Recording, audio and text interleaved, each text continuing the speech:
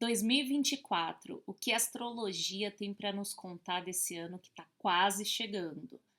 A gente tem, no ano de 2024, um marco bem simbólico, né, de uma grande transformação pela qual nós estamos passando, tanto indivíduos como as sociedades mesmo, né, os grupos sociais estão passando por essas transformações.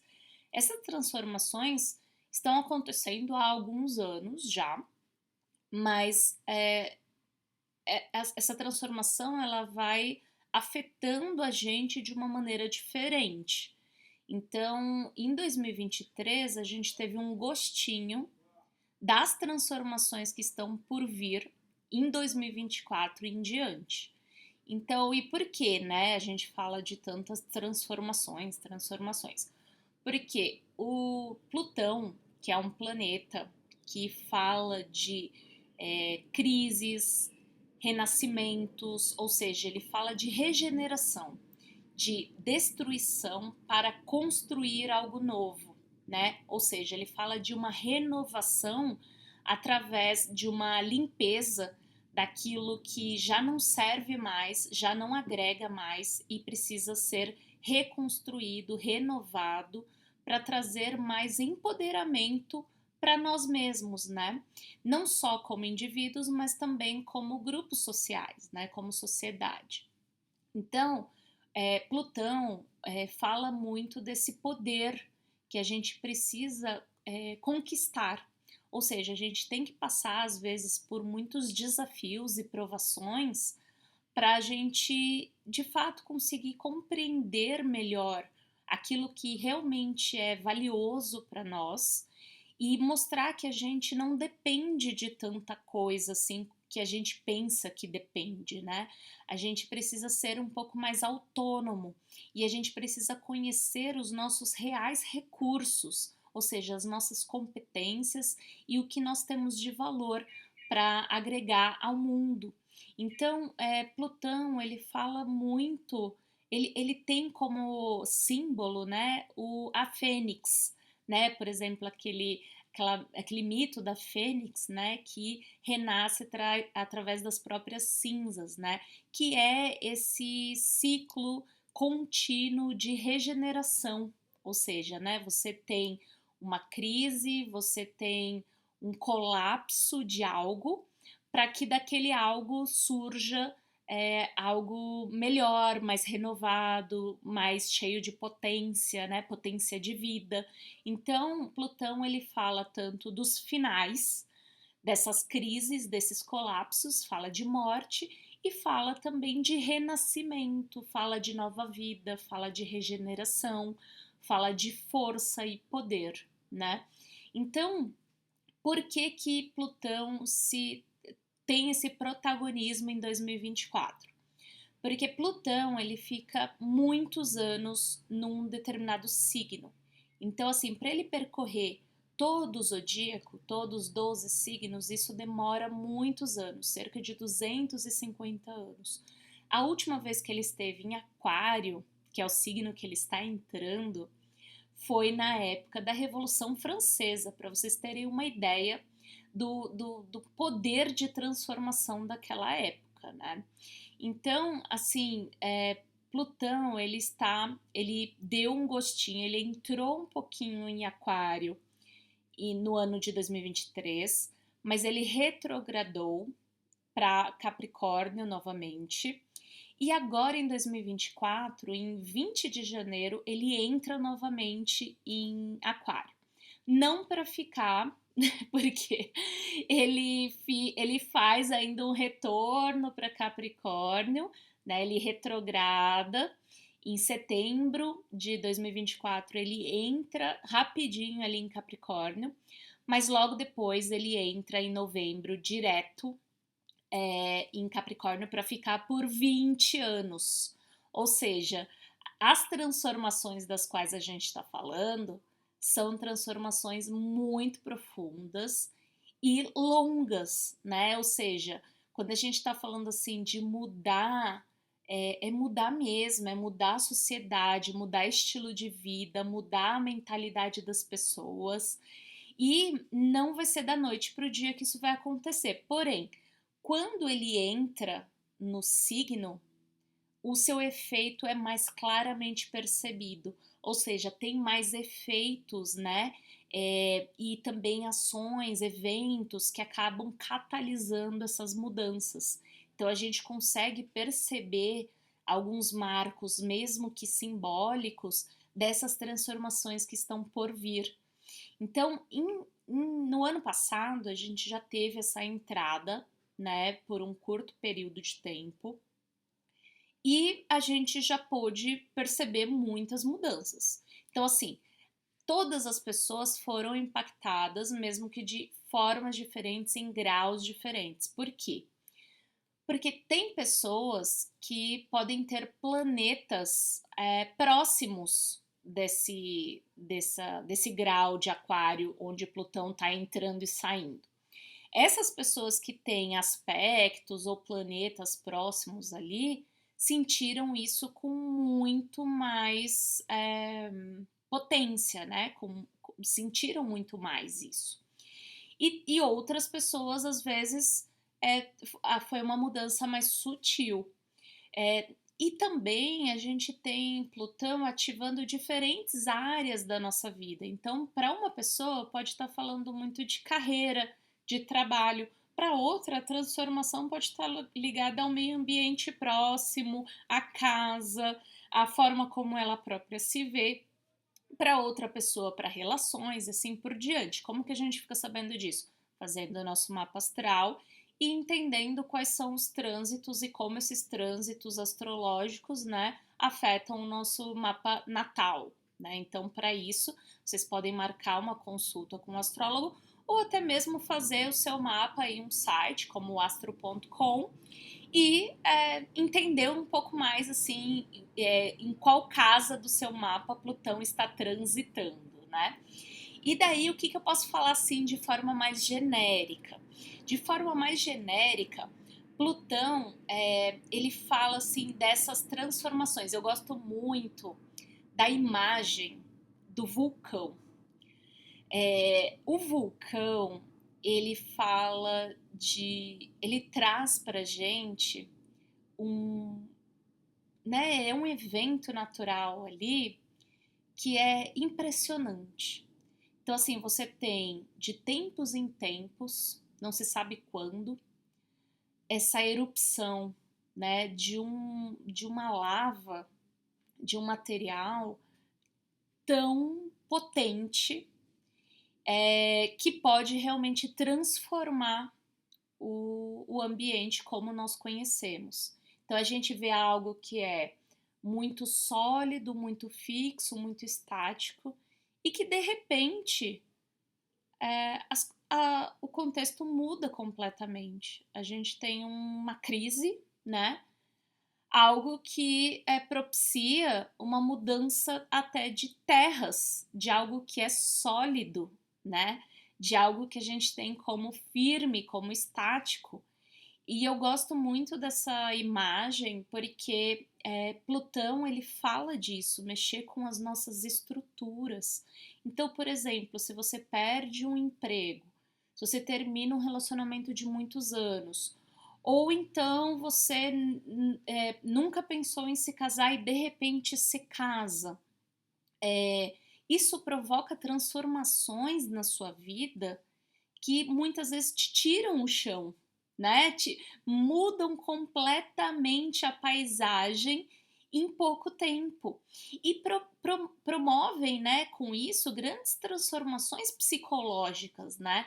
Então, assim, tem uma mudança do contexto, tem uma mudança desse aspecto mais físico e material, mas também tem uma mudança interior, uma mudança de personalidade, uma mudança de atitude perante a vida, né? Então, o meu professor de astrologia, o Greg Queiroz, né? Ele falou assim que é algo muito interessante que você só entende esse trânsito, essas crises, essas transformações de Plutão em retrospecto. Porque quando você está passando por aquilo, às vezes você não entende muito o que está acontecendo, as coisas saem do seu controle, né? E daí, quando você passa por tudo aquilo, você começa a ligar as coisas, né? Você fala, nossa, se eu não tivesse perdido aquele emprego, eu não teria entrado numa outra oportunidade, eu não teria empreendido, eu não teria conhecido fulano. Então, assim, você começa a fazer sentido das coisas depois. Então, é muito interessante, porque assim, mostra também que para a gente conseguir ter poder, muitas vezes a gente precisa abrir mão de um certo controle e acreditar que há algo maior do que nós, né? E aí, não só falando de religião, não só falando de espiritualidade, mas falando de processos que estão correndo à nossa volta e que a gente mal se dá conta. Por exemplo, essas questões de inconsciente coletivo, de questões comunitárias mesmo, né? Como as massas pensam, como as massas se comportam e como um determinado estilo de vida nos leva a tomar algumas ações cotidianas. Então, assim, tudo isso está em jogo, né? Quando a gente fala de Plutão, ele tem esse caráter de transformação e de regeneração para uma reconquista de um poder e de uma autonomia, né? De uma verdade, de uma justiça também. Mas ele também, entrando no signo de Aquário, ele vai ter relação com todos os significados de Aquário. E Aquário é um signo mental, é um signo que fala muito das ideias, do racionalismo, né? E é um símbolo também de vanguarda, de pensamento inovador, de vanguarda, de estar à frente do seu tempo. Então, quando a gente fala de Aquário, a gente está falando de ideias progressistas, a gente está falando do coletivo, né? Então, mais do que o ego do indivíduo, quando a gente fala de Aquário, é pensar no todo. Isso faz muito sentido pelo momento por qual a gente está passando, onde a gente está falando, por exemplo, de aquecimento global, crises climáticas, que a gente está falando sobre a vida no planeta. A gente não está falando sobre se é Corinthians ou Palmeiras, né? A gente está falando de poder ter vida no planeta, se a espécie humana ela vai prosperar, né? Não dessa forma como a gente está vivendo e que isso justamente, né? A gente tem que repensar tudo isso, nosso estilo de vida, nossa economia, nossos modelos industriais de consumo e produção, enfim. Ou seja, são todas essas mudanças do qual a gente está falando. E daí, falando de Aquário, a gente tem então esse símbolo do progresso, esse símbolo de inovação, mas também de. Não é só o lado positivo, né? Num sentido de coletivo, num sentido de igualdade, justiça, fraternidade, liberdade para todos. A gente também pode falar num sentido negativo, num sentido, inclusive, de decisões do todo. Por conta do todo, a gente tem que tomar algumas decisões que muitas vezes são unilaterais. Então, a gente pode ter um crescimento de autoritarismo, né? Ou de não contemplar tanto, né, essa empatia pelas questões individuais e pelos egos individuais, porque a gente precisa preservar algo que é do bem comum. Então, a gente também pode ter um distanciamento desse lado mais emocional, né? E a gente pode, então, talvez ter um racionalismo exacerbado num sentido de buscar esses objetivos da justiça e da igualdade, por exemplo, né? Mas a gente sabe que os fins não podem justificar os meios, né? Então, assim, por mais que a gente tenha essa ânsia de progresso e essa ânsia de igualdade e justiça, a gente também tem que zelar pela nossa democracia, né? Pelo esse respeito às emoções, às particularidades, né? A gente não pode considerar que as experiências são iguais para todos, né? Então esse discurso do todo mundo é igual, ele funciona até a segunda página, né?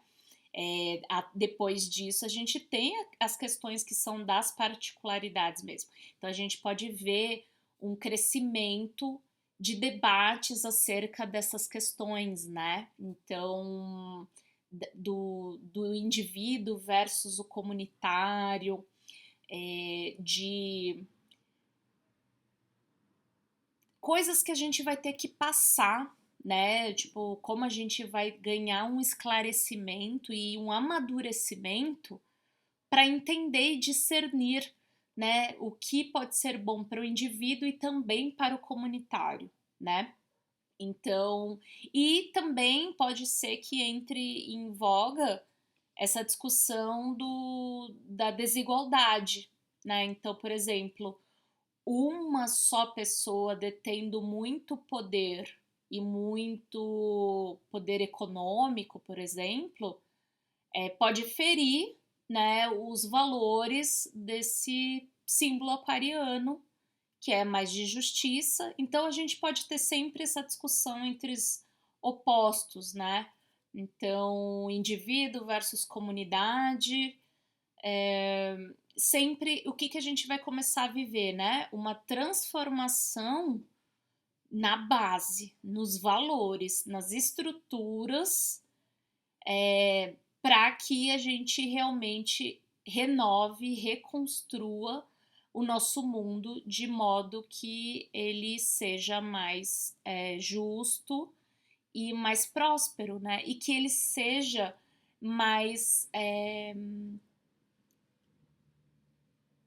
que ele seja mais racionalmente estruturado, né? Vamos dizer, que haja um raciocínio, uma lógica saudável por trás de tudo, né? Então, esse é o tema de Plutão em Aquário. Ele vai buscar por esses objetivos e não sem luta, não sem crise, mas é tudo para o nosso amadurecimento enquanto indivíduo e enquanto sociedade. E daí a gente tem que ficar atento também pelos valores dos quais a gente não abre mão, né? Por exemplo, eu falei da democracia. Para algumas pessoas isso pode não ser verdade, né? Você pode falar, não, eu acho que democracia é discutível, por exemplo, né? Mas é algo que a gente tem que se atentar para. Então, Plutão entrando em Aquário, como ele vai fazer? Em 20 de janeiro ele entra, vai ter uma conjunção de Marte e Plutão dia 14 de fevereiro, ou seja, ele vai estar já em Aquário e Marte vai passar ali juntinho dele, o que pode catalisar algum evento ou acentuar algumas tendências, né, algumas energias ali, nesse sentido do que eu estava falando. Por exemplo, envolvendo Marte, né, que é o símbolo do deus da guerra, né, a gente pode ter alguma coisa que seja mais agressiva, belicosa, né, no sentido mais de luta mesmo, no sentido mais de impulso para buscar algum tipo de transformação. Então, assim, em 14 de fevereiro, em meados ali, né, próximo de 14 de fevereiro, fiquem atentos, né, para alguma coisa que possa acontecer que mexa ali com os nossos ânimos, né, que busque ali, de repente, pode ser alguma intervenção ou alguma bagunçada ali no nosso dia a dia, na nossa rotina. A gente também, além de Plutão, e daí o Plutão vai então retrogradar, né, para Capricórnio, ele entra em Capricórnio um pouquinho em setembro, depois ele volta e fica de vez por 20 anos em Aquário, né? Então, neste ano ainda, a gente ainda vai viver um pouco do que a gente tem vivido nesses últimos anos, que é essa batalha do novo versus o velho, versus o antigo. Então, assim, Plutão saindo de Capricórnio é como se ele ainda não tivesse resolvido tudo, né? Ele precisa voltar, por quê? Porque é um embate mesmo, né? Entre o novo que quer nascer e o antigo que não quer morrer. Então, assim, são estruturas de poder, por exemplo, que estão tão arraigadas que fica difícil você criar algo novo se você não consegue matar o antigo, né? Então aquilo precisa também morrer. E Plutão vem para falar disso, né? De algumas crises, de alguns desapegos, livramentos ali que precisam acontecer, porque senão você não consegue construir algo novo, né? Então, esse voltar um pouquinho para trás, entrar em Capricórnio ainda, que tem muita relação com tradicionalismos, tem relação com aspectos mais materiais da vida, enquanto Aquário é uma coisa mais de ideais, de vanguarda, Capricórnio é uma coisa muito de tradição, né, daquilo que é concreto, daquilo que é prático, daquilo que tá ligado a moeda, né, a riquezas, embora Plutão também fale muito disso, né, a gente tem a palavra plutocracia, né, e Pluto é de Plutão, ele também, a plutocracia fala desse poder que advém do dinheiro, né, então, embora os dois falem de dinheiro e de riquezas, Capricórnio, onde o Plutão tá indo e vindo, assim, e de onde ele tá saindo por muitos anos, desde 2008, né? Ele entrou em Capricórnio em 2008, foi quando a gente teve uma crise, né? Uma crise econômica que deu início lá nos Estados Unidos, reverberou para muitos países. Então, assim, a gente tem agora nessa saída também algumas coisas, algumas contas a serem ajustadas, né? E a gente pode ter crises econômicas acontecendo agora nessa saída de Capricórnio e entrada em Aquário, tá? Mas o que a gente está indo agora é para um tema um pouco diferente, não é falar só de economia, é falar de tudo. É falar, como a gente está falando, por exemplo, de uma regeneração completa dos nossos ideais, dos nossos projetos de vida e do nosso pensamento coletivo enquanto sociedade, aí pode crer que a gente não está falando só de dinheiro, a gente está falando de estilo de vida, a gente está falando do que é razoável fazer enquanto sociedade. E daí por isso que eu acho que tem muito a ver com esse momento que a gente está apenas começando a passar, que tem a ver com a crise de mudanças climáticas, né? E daí, beleza. Além de Plutão, né? Plutão, assim, vocês vão investigar no mapa de vocês em qual casa cai, né? O Plutão ali que ele tá transitando.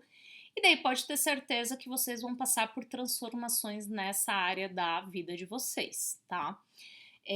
Outros planetas, né? A gente tem aqui, por exemplo,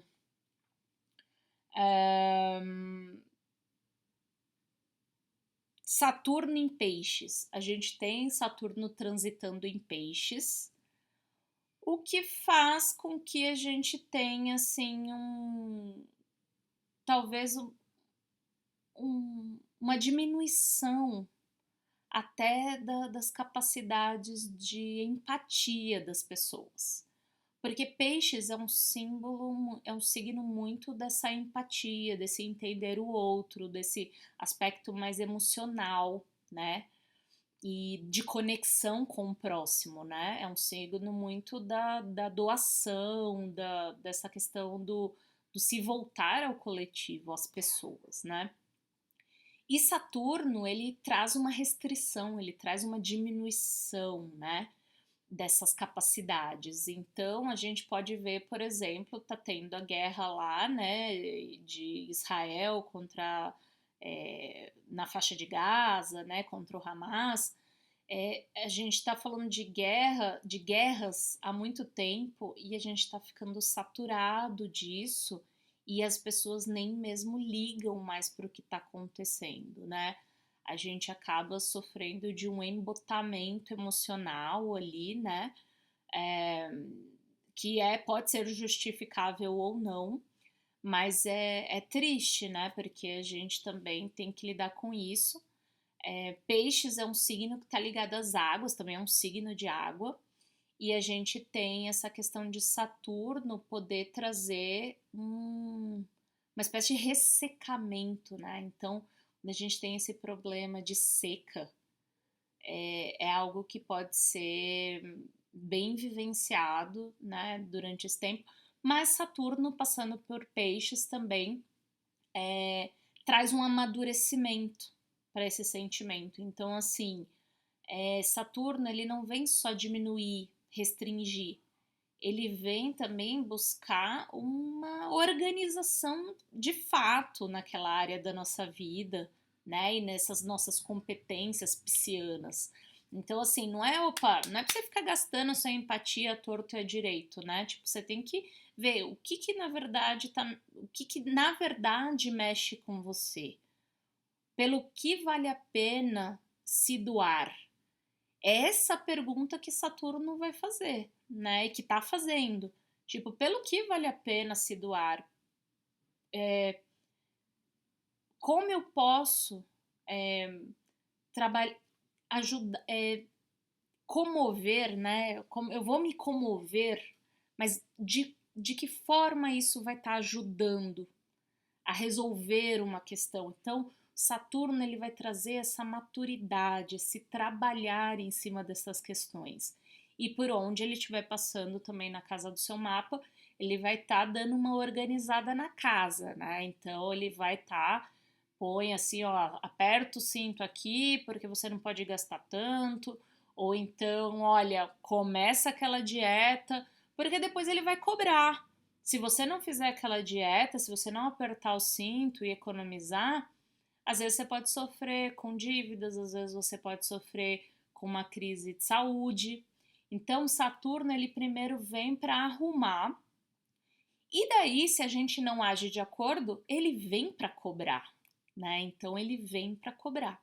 Então, já sabendo disso, a gente se prepara e fala: beleza, aqui eu vou ficar esperto, porque senão Saturno pode vir e pode cobrar, né? E isso tudo eu tô falando só de forma metafórica, tá, gente? Porque o Saturninho não vem lá cobrar a gente, tá? É só uma qualidade, uma tendência que passa ali a ter um reforço ali na nossa vida, né? E que mais? Assim, Saturno então tá em peixes, né?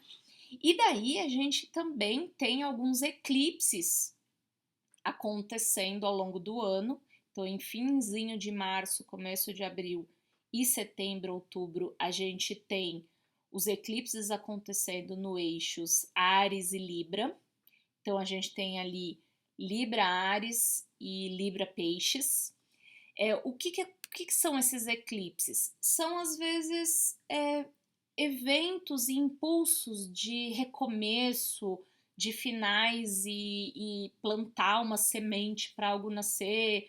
Então, assim, fiquem atentos a esses temas de Áries e Libra, que tem o minha vontade versus o que é bom para o coletivo, o que é bom para a minha imagem social. Então a gente vai ter muito essa discussão ali entre março, abril e setembro, outubro, talvez esses momentos em que a gente precisa ou se afirmar, né, ou ter algum tipo de